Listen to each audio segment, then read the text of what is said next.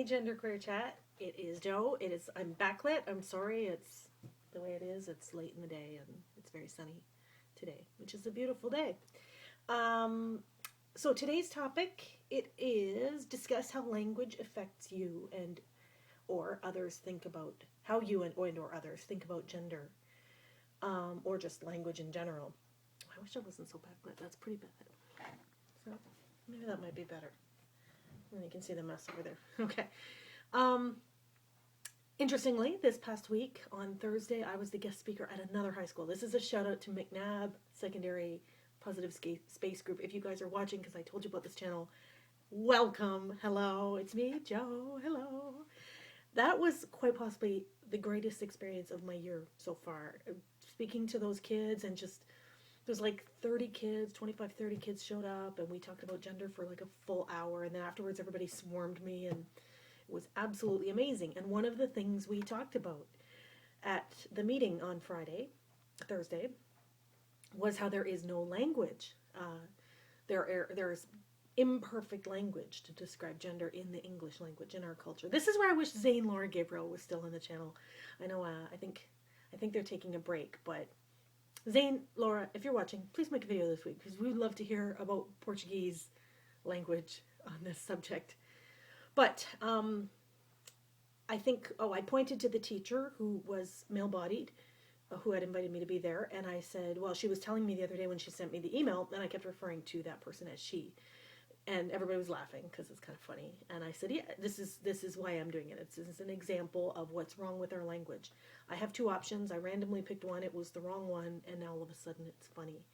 And interestingly, there were one or two people in the group on Thursday who did identify as, actually, they used the word bigendered. I want to say a little bit trans. I think that those people were on the trans spectrum. And I think they preferred the pronoun he. And I was saying how I used as an example on this channel how most people on this channel seem to prefer the pronoun they, and that seems to be the one that's caught on the best. That's easiest for all of us to use. We made a list on the board. Oo, zer, z, here, HIR was one. These weird made up pronouns that nobody uses and they're very awkward in conversation. They is a little bit better even though it's grammatically incorrect. It's easier to get away with just being grammatically incorrect than making up new words altogether. So, I find language I love the English language, and I'm like a wordsmith, so I love using it to describe exactly what I'm feeling and what I'm thinking, but I know that I am really at a disadvantage because I'm unilingual, and I don't know how to express myself in other languages, and from what I understand, from what other people have told me, other languages are better at describing certain concepts or certain feelings, like French is the language of love, and I know Inuktitut has, 35 words for snow and this kind of thing. Like, I think the English language is very, very limited, but it's the only thing I know. And because I know it well and I really like it, I like expressing myself with the spoken and the written word. That's a big part of who I am. I usually have a pretty easy time with words, and I'm stumbling as I'm saying I have an easy time with words, but it's not so hard for me to express how I feel about gender with the limited language that I have, which is English. I wish there was a gender-neutral pronoun, and I wish you didn't have to say his and hers, or he or she, or I wish there just was a gender-neutral word to describe people and them, and I wish it was a little bit easier off the tongue.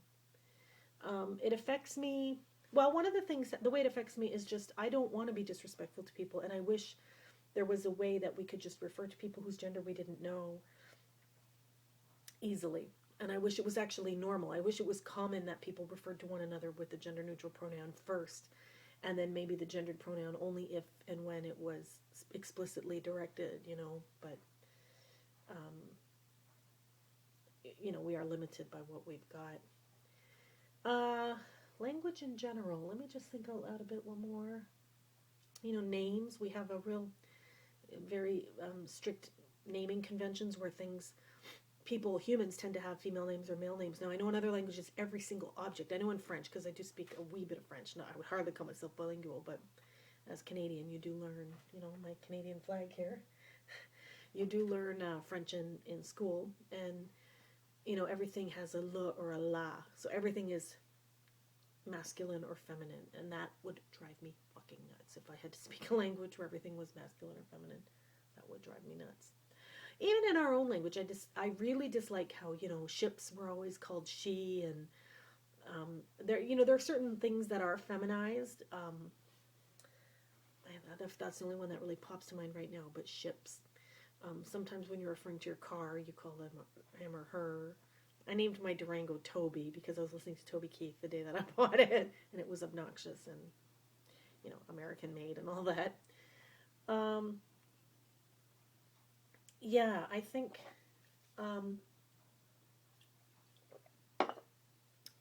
limiting language. I think that's about all I have to say on that subject.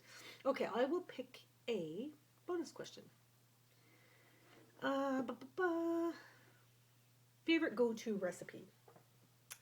I typically, when I don't know what else to do, I throw in a pan some oil and a bit of red curry and a bunch of spinach, and I reduce the spinach down. I add some water till it kind of shrinks down to like an eighth of its size, and then a can of chickpeas drained and a chopped up tomato, and then at the end I squirt on a bunch of lemon juice, and I serve it on a bed of rice. I don't know what it's called, but I've been making it for years and years and years.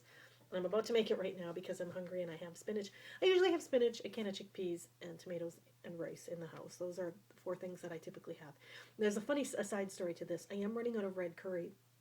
I'm allergic to peppers, red peppers, so it's not a red pepper based curry. I don't know what it is. It was given to me by a friend who climbed Mount Kilimanjaro and bought it in the Spice Islands in Zanzibar. And I've had it for years, and it's probably stale, and like I hardly have any left. And my other friend, Christine, just the one that I go camping with usually every summer, she went to Zanzibar this year, and I said, well, you better get me red curry. And then the first girl, Adrienne, emailed Christine to tell her where the market stall was. God bless these people. Anyway, Christine has hooked me up with some new red curry. She hasn't come back to Canada yet, but she's coming in May. And I've decided to now start dividing my friends into 2 categories. Those who get me red curry from Zanzibar and those who don't. Because, you know, I have a special group of friends that do that for me. I'm a curry fiend. I do love good curry. Another go-to thing for me, it's not a recipe, but just chocolate. You know, that's go-to. What else? Go-to, I am a popcorn fanatic. I eat a lot. You know, I worked in a movie theater. You guys might not know this, but I worked in a movie theater from the ages of 14 to 19. For 5 years as a teenager, I worked in a movie theater. I got this first job. I made $3.15 an hour, if that gives you any idea, back in 1986 or something, 87. And I saw Dirty Dancing like 150 times after my shift. We had it at the theater for like 9 months or something, and I watched it every single day after my shift. Just as an aside. You would think I would be sick of popcorn. At some point along that 5-year period, I would be sick of popcorn. No. And I make wickedly good popcorn. I make movie theater popcorn because that's my specialty. I'll tell you the recipe. You need coconut oil, which is solid at room temperature. It's like the worst trans fat you can buy, but go ahead and buy some coconut oil. And you need this orange powdered substance called butter salt, and you can usually buy it at a bulk food store. I buy it at the Bulk Barn in Canada. And you put some coconut oil in a pan till it melts in a pot. And you add about a half a teaspoon of butter salt before you add the kernels. Then you add the kernels of popcorn, and then you put the lid on and shake that baby up until it pops, and it's so good. Here's the movie theater secret. Extremely high calorie, of course, trans fat, the whole 9 yards, and delicious. Okay, that's it for me this week, you guys. Hope you have a great week. I'm loving the new people. I'm loving the old people. I'm loving this channel a lot lately, and I'm loving the MacNab people. Hope you're here. Hope you came by. Comment below if you're new.